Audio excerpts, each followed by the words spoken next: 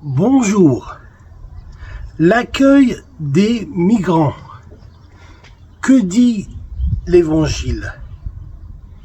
Mes amis, chaque année, plusieurs centaines de milliers de migrants arrivent en France en quête de sécurité, de liberté, de travail, d'un meilleur niveau de vie. Et la question de leur accueil divise. Dans la classe politique, bien sûr, mais aussi chez les chrétiens et chez les Français et Françaises.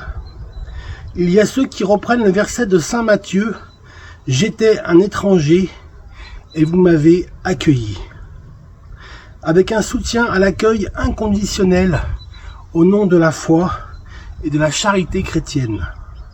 Et puis d'autres chrétiens expriment des inquiétudes légitimes, la peur de perdre une identité culturelle ou religieuse, la crainte de la cohabitation avec d'autres religions comme l'islam.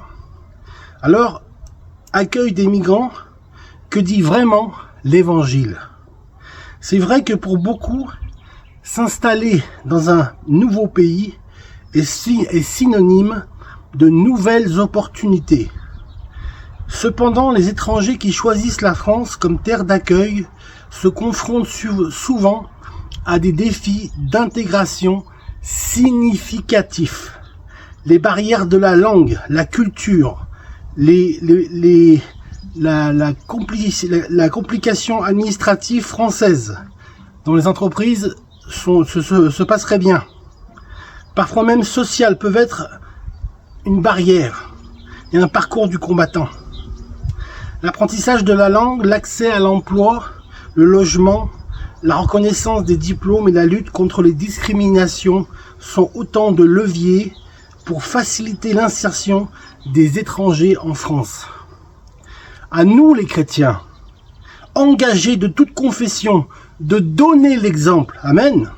Rappelez-vous de ce que Jésus a dit dans ce même évangile de Matthieu au chapitre 25 et au verset 35. « J'avais faim, a dit Jésus, et vous m'avez donné à manger. J'avais soif, et vous m'avez donné à boire.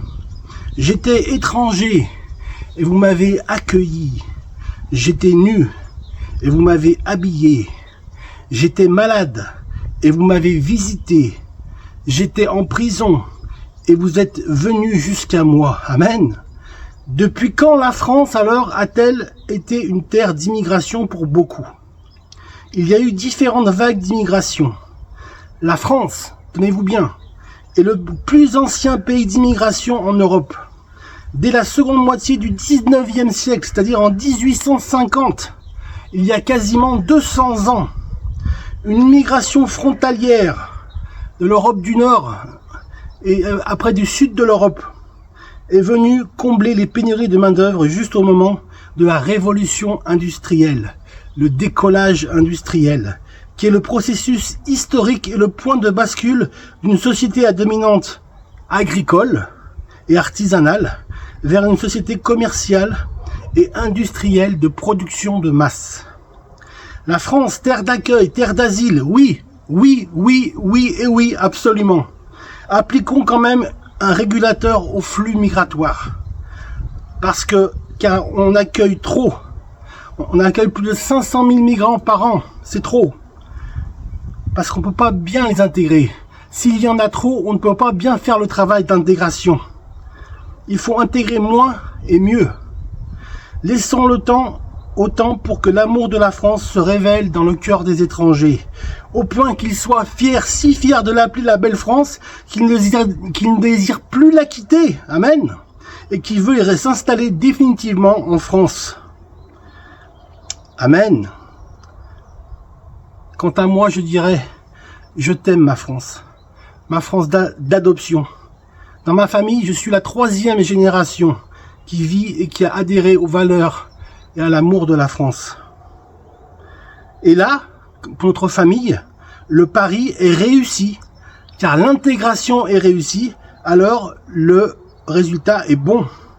Et donc, l'intégration est réussie. Vive la France! Aimer est plus grand et plus fort que d'être aimé. Alors moi j'aime de tout mon cœur la France. Et je lui dis merci pour tout ce qu'elle a fait pour ma famille, pour mes grands-parents, pour mes parents et pour mes enfants maintenant. Je suis fier d'être français et je suis fier d'appartenir à ma belle France. Soyez bénis mes amis, que Dieu vous garde. Amen.